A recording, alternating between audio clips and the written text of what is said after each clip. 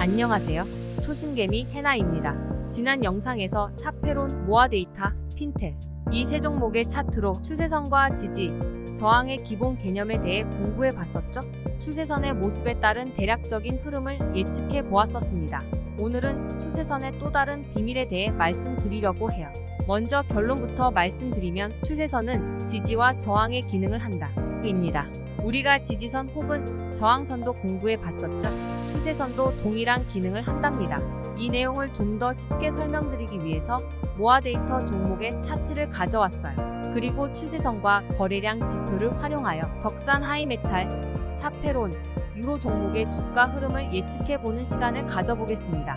2월 27일 오전 장중의 영상을 가지고 설명을 드리니 장 마감 후에 흐름을 비교해보시는 것도 추천드립니다. 자, 그럼 먼저 모아데이터 차트로 설명 들어가 보겠습니다.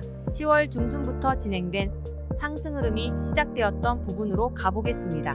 지난 영상에서 설명드렸던 내용처럼 먼저 추세선을 3개 그어볼게요. 이렇게 그어놓도록 하겠습니다. 그리고 한 가지 더요. 이전 영상에서 추세선으로 주가의 상승폭을 예측할 수 있다고 했었어요. 기억나시나요? 추세선을 복사해서 그 추세의 첫 고점 캔들 위에 가져다 놓아보겠습니다. 일단 이 선도 3개를 만들어서 가져다 놓아볼게요. 그리고 이름은 상승 추세 상단선이라고 명하겠습니다. 이렇게 위치해 놓으면 될 것 같네요.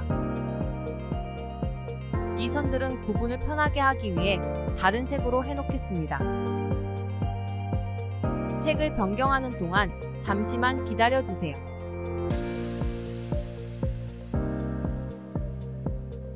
우선 2개의 선만 변경하도록 하겠습니다. 자, 이제부터 중요한 설명이니 잘 들으셔야 해요.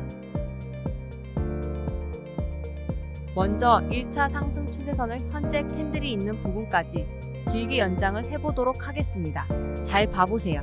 상승 추세선을 현재 부분까지 이렇게 연장하고요. 그 다음 두 번째 상승 추세선도 여기까지 연장시키고요. 그리고 마지막 상승 추세선도 이렇게 연장선을 만들겠습니다. 다음은 상승 추세 상단선을 연장해 보겠습니다. 이 선들도 잘 봐보세요. 첫 번째 상단선은 이렇게 하고요. 두 번째 상단선은 이렇게 되겠네요.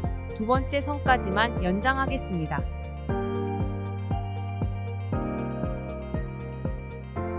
자, 여러분, 선들의 모양이 잘 보이시나요? 잠시만요. 3차 상승 추세 상단선의 색도 변경해 놓겠습니다. 10월 중순부터 2달가량의 상승 이후 조정을 만들고 있는 구간을 봐보세요. 중요 설명 부분을 원으로 표시를 할 테니 그 부분을 잘 확인해 보세요. 3차 상승 추세선을 하락 돌파한 이후 모습부터요. 2차 상승 추세선 위에서 지지를 보이는 모습을 보였지만 밀렸고요. 1차 상승 추세 상단선 부분에서도 지지를 보이는 모습을 보였지만 밀렸습니다. 그리고 장기 이평선 위에서도 지지를 보이는 모습이 있었어요. 마지막으로 1차 상승 추세선 위에서 지지해주는 모습이에요. 이때 이후 12월 말 부분 상승 구간의 모습도 잘 봐보세요. 1차 상승 추세 상단선에서 저항이 만들어지는 게 보이시죠? 세 차례 시도 후 1차 상승 추세 상단선을 돌파했고요. 이후 2차 상승 추세선에서 또다시 저항을 받는 모습이 나왔어요. 그리고 2차 상승 추세 상단선까지 상승을 해주었고요. 다시 밀렸다가 2차 상승 추세선을 돌파 후 오늘 재차 상승하는 모습이 나타나고 있고요. 재차 상승의 시도가 나타나고 돌파할 흐름이 예측되시죠? 지금까지 추세선이 저항과 지지의 기능을 하는 모습에 대해 확인해 봤습니다. 이해가 되셨나요? 안 되셨다면 10번 정도 돌려보시면 이해가 확 오실 거예요. 모아데이터의 주가가 추가 상승의 흐름이 이어지길 응원하겠습니다. 다음 종목은 덕산 하이메탈입니다. 설명이 길어질 것 같아서 미리 그려 넣었습니다. 먼저 선들과 원, 네모박스들에 대해 설명을 드리도록 할게요. 검은색 선은 하락 추세선입니다. 만원선부터 4,500원까지 지속적으로 하락했습니다. 붉은색 선은 상승 추세선입니다. 올해 연초부터 긴 하락 흐름을 마치고 상승 흐름을 이어가고 있네요. 그리고 이 앞전에 작은 상승 흐름을 보여주었던 지점에서도 상승 추세선을 연장해 놓았습니다. 작년 10월달 부근부터 시작된 곳이요. 파랑색 선은 상승 추세 상단선입니다. 최근의 상승 추세선과 이전 상승 추세선에 대한 상승 추세 상단선이에요. 대량 거래량이 터진 부분은 아래쪽 원으로 표시를 했고요. 그리고 대량 거래가 나온 매물벽 부분은 네모 박스로 표시해 놓았습니다. 마지막으로 녹색 선은 지지, 저항선입니다. 거래량이 많지는 않지만 캔들들이 많이 발생했던 부분을 표시했습니다. 다시 말씀드리지만 거래량이 많지 않아요. 거래량 지표의 네모 박스 부분을 확인해 보세요. 이제 앞으로의 흐름 예측을 해보겠습니다. 최근 단기 하락 조정 모습이 있죠.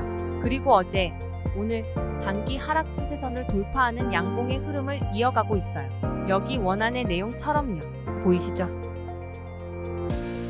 그리고 최근에 대량 거래를 동반한 장대 양봉이 출현했는데요. 여기 이 부분 대량 거래가 나온 부분이요. 이 장대 양봉을 잘 봐보세요. 중요합니다. 이전에 발생한 대량 거래 부분, 이곳을 지나가는 상승 추세선을 강하게 돌파했었어요. 이후 꼬리를 달고 조정을 보이는 모습이고요. 현재의 상승 양봉의 모습이 있지만 아직 위쪽으로 여러 개의 저항선들이 많이 있어 보여요. 하지만 좀 전에 설명했던 장대 양봉이, 이 양봉이 중요하다고 했었죠. 이전에 거래량이 거의 없었던 것을 고려하면 이 양봉이 대량 거래를 동반하며 엄청난 매물을 돌파한 모습은 다음번에 시도를 다소 쉽게 만들어줄 것으로 예측이 돼요. 덕산의 주가가 저항선을 뚫고 상승하는 흐름을 응원하겠습니다. 다음 종목은 샤페론입니다. 이 종목도 설명을 위해 미리 선들을 작성해 놓았습니다. 동일하게 검은색 선은 하락 추세선, 붉은색 선은 상승 추세선, 파랑색 선은 상승 추세 상단선입니다. 녹색 선은 지지, 저항선이고요. 매물대 부분과 대량 거래량을 표시해 두었습니다. 매물대로 작용할 부분은 네모 박스로 지지, 저항선 위에 표시해 놓았습니다. 이 종목은 상장 후 하락하면서 거래량이 증가한 캔들이 많이 있었어요. 상승을 시도하면서 대량 거래가 발생한 캔들도 많이 있고요. 그럼 이 차트의 모습으로 캔들 흐름을 예측해 볼까요? 최근 하락 추세선을 돌파한 흐름 뒤에 지지되는 모습이 보여지고 있어요. 하지만 상승하고 있는 캔들 위로 큰 매물을 동반한 저항선이 2개나 존재하고 있네요. 이전 상승 추세선도 저항으로 작용할 것으로 보이고요. 하지만 12월달 상승하면서 발생한 대량 거래량은 세력이 매집을 진행하고 있는 모습으로 보여져요.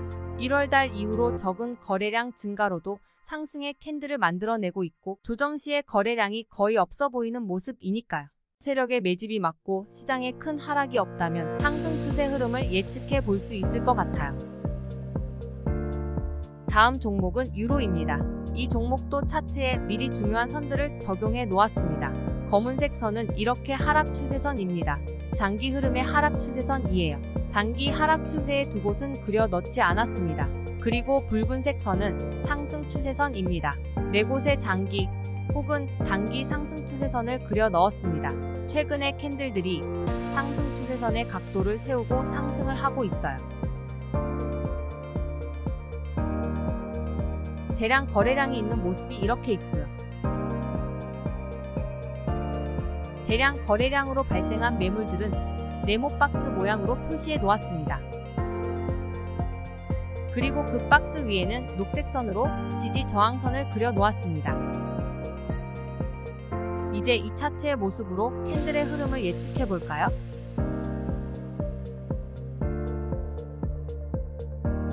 마지막 상승 추세선의 상승 흐름을 봐보세요.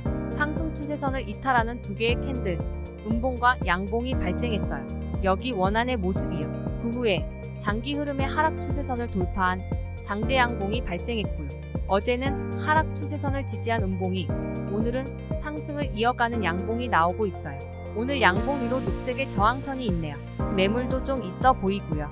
앞으로 이 저항선을 돌파한 후 지지해주는 흐름이라면 전 고점까지 상승의 흐름을 이어갈 수 있을 것 같아요.